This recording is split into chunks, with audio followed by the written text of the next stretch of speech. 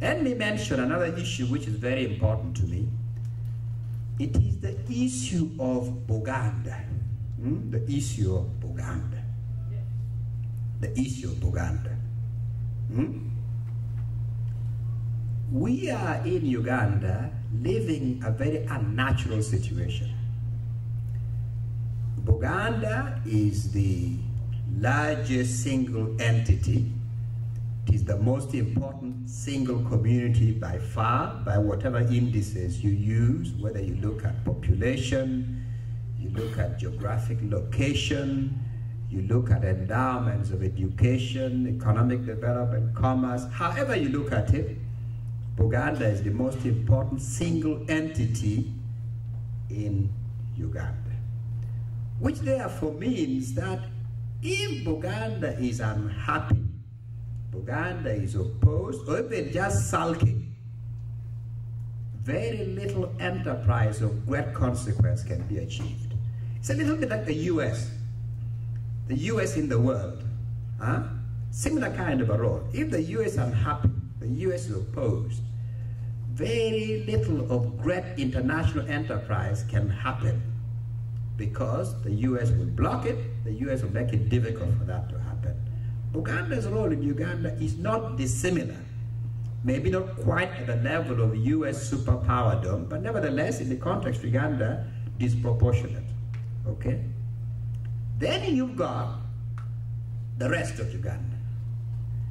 Now, if the rest of Uganda is suspicious of Buganda, if the rest of Uganda says, the Buganda are throwing their weight again, or they want to dominate, they want to take everything, they want to be in charge, it also means that Buganda cannot achieve its most cherished, important aspirations, because it will be countermanded by the rest of Uganda.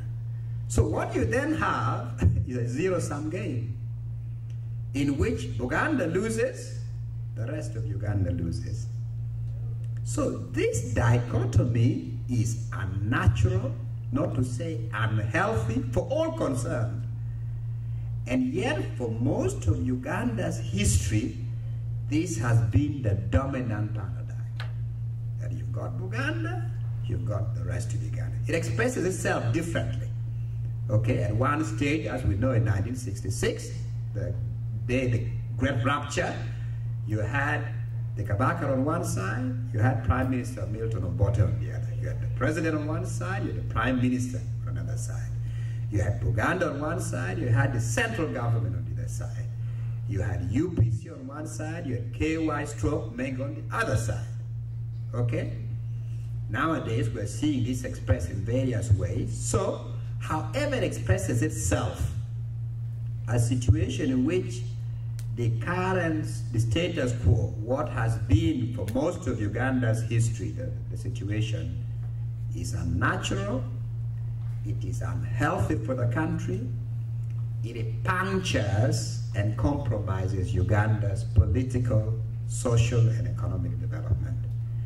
We must move to a situation of win-win, which means we must once and for all recognize the issues which are at stake on all sides, all concerned, which is why, for example,